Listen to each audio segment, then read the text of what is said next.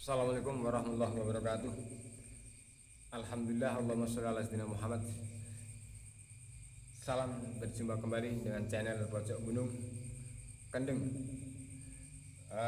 Pada kali ini saya ingin mereaksi atau merespon tentang statement seorang menteri kita yang hebat, Bapak Luhut Binsar Panjaitan, tentang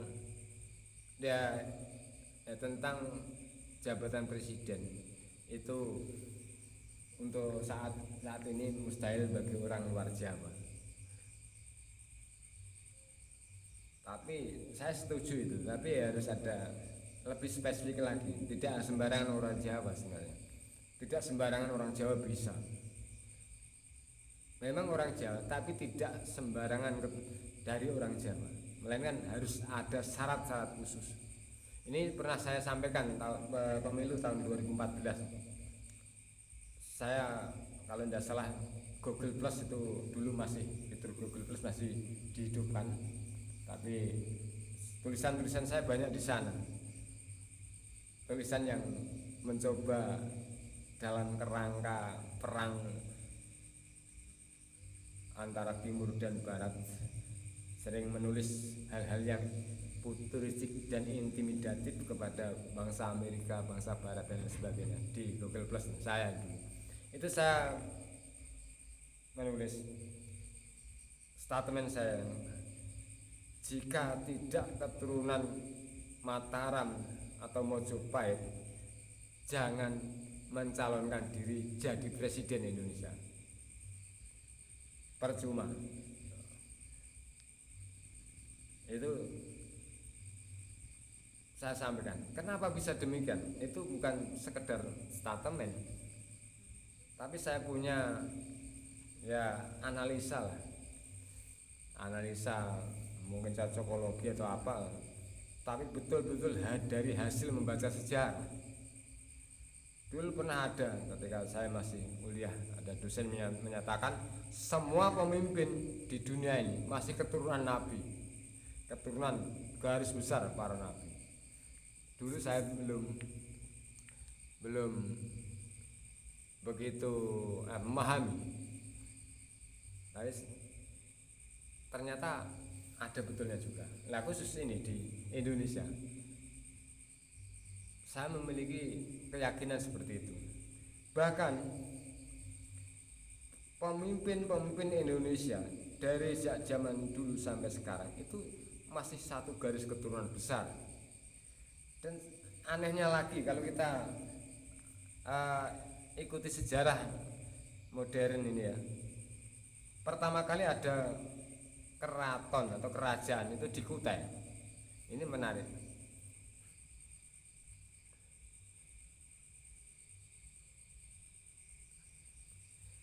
Di Kutai Kartanegara di Kalimantan Timur.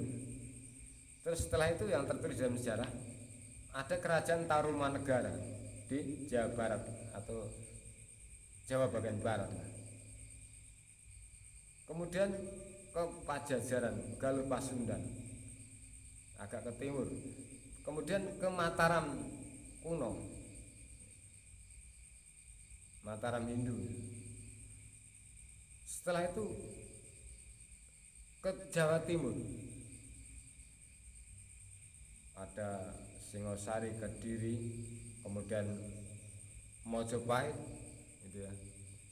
Setelah Mojopahit kembali ke tengah lagi, ke Demak, Jawa Tengah. Demak muncullah kerajaan, memunculkan anak atau keturunan dari menurunkan kerajaan Mataram Islam yang ada di Solo atau Pengging Kartasura atau Pengging Pajang kembali ke Jogja, Panembahan Senopati, terus Sultan Agung, terus kemudian kembali ke Kartasura, terus ke Solo lagi, terus ke Jogja lagi. Solo, Jogja ada kerajaannya di era tahun 1945 itu. Jogja ada Hamengkubuanan, Solo ada Pakubuanan. Dan setelah Indonesia merdeka, Indonesia menjadi sebuah negara yang sistemnya republik, yang republik, di mana kerajaan tidak dipakai lagi. Tapi yakinlah saya itu bahwa tokoh-tokoh yang ada di Jakarta itu masih terah dari Mataram. Kebanyakan juga yang memegang panggung nasional itu juga orang-orang dari terah Mataram. Saya yakin semua orang hebat di Jakarta itu kebanyakan ya, mayoritas orang-orang dari keturunan Mataram. Nah, ini dari awal tadi saya bilang bahwa pertama Kutai, Tarumanegara, lalu Pasundan atau Pajajaran, Mataram Hindu, Mataram kuno, terus ke timur sampai Kediri, Singosari, Mojopahit, ke barat lagi ke Jawa Tengah lagi, sekarang ke Jakarta lagi, nanti ke Kalimantan lagi. Ini kan siklus yang entah apa ya, dibaca banyak orang itu tidak. Dari Kalimantan Timur kembali lagi ke Kalimantan Timur. Jadi kota-kota kerajaan itu terulang kembali lagi ke asalnya itu. Mungkin kok kembali ke asalnya bisa diperdebatkan ya. Kaitannya dengan raja kemudian Presiden Republik Indonesia itu ya masih terah mulai dari mungkin ya dari Kutai, Tarumanegara, lalu Pasundan, Pajajaran, ya, Mojopahit, begitu menurun terus, tersambung terus. Jadi saya sangat meyakini siapapun yang menjadi presiden nanti itu pasti memiliki darah keturunan Mataram atau Mojopahit, Mataram Islam atau Mojopahit, karena dari Mataram Islam Mojopahit sampai ke atasnya terus. Ya, kalau tidak memiliki darah keturunan itu, ya minggir saja, hanya ngerecoki. Ya, memang bumi Jawa, Nusantara itu kayaknya sudah terpakemkan, hal yang demikian sudah terpakemkan. Maka yang tidak keturunan itu, ya saya sebagai catatan, biasanya itu ada juga keturunan dari, kalau sekarang ini ya, setelah zaman kewalian itu bercampur dengan keturunan Sayyidina Rasul.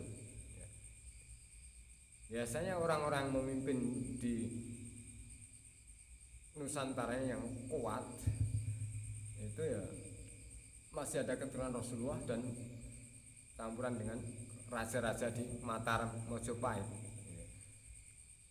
Kalau dia tidak dari hanya khusus Mojopahit, Mataram saya tanpa ada percampuran dari keturunan Rasulullah, saya pikir ya harus minggir. Bagaimanapun Jawa, Nusantara ini tanah para nabi sebenarnya. Jadi tidak main-main. Pemimpinnya itu pemimpin yang hebat-hebat, memiliki darah luhur. Jadi akan sangat tepat manakala kita itu tidak semena-mena kepada pemimpin atau presiden Republik Indonesia, karena secara mistis religius dia bukan orang sembarangan, Di balik tampilnya presiden pemimpin Indonesia itu ada skenario besar dari langit. Jadi jangan main-main siapapun yang menjadi presiden Indonesia. karena dia bukan keturunan orang sembarangan ya. Sekali lagi, untuk pemilu 2024, jika tidak memiliki garis keturunan seperti apa yang saya sebutkan, minggir saja, nanti nggak malah buat ribut, ngeruwet-ngeruweti, ngisrui lah gitu ya. Tapi kalau memang sudah harus seperti itu ya nggak masalah ya, memang harus seperti itu. Cuman sayangnya kan dikorbankan, artinya ya memang itu ada ada pejuang, ada pecundang, siapa yang ditunjuk oleh Tuhan jadi pecundang, siapa yang ditunjuk menjadi pejuang pahlawan, ya terima saja lah. Ya sekian, mudah-mudahan ada manfaatnya. Assalamualaikum warahmatullahi wabarakatuh.